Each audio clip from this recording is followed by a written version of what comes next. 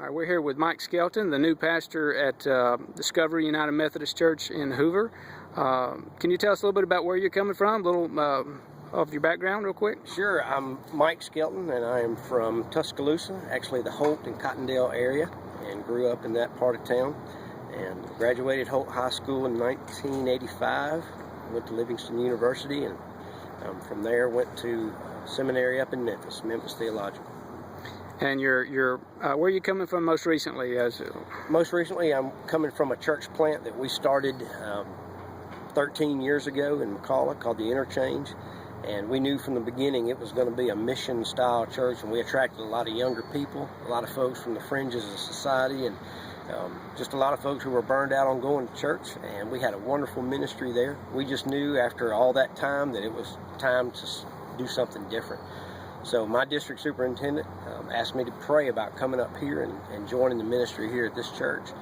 And we have. We've been up here for about 6 weeks, and it has been fantastic. It's been really a great ministry.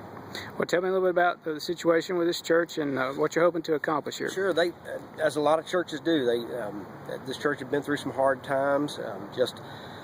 Sometimes you have pastor and church mixes that don't quite mix well, and the chemistry may not be real good, and folks leave and folks drift away, and they had kind of been at a low point. We had a young man named Jeremy Allville who's been preaching here, who's not even he's not even a full-time pastor, but he has taken over in the leadership void that this church had and done an amazing job of getting the church back on its feet. And so I've come in to kind of relieve him and let him go back to doing youth ministry, and then train him to be more of a pastor and associate. So incredible group of people, and Jeremy's been part of that to help this church stay on the track. And so here we are now, just helping them build back up and continue to look to what God has them here in this community.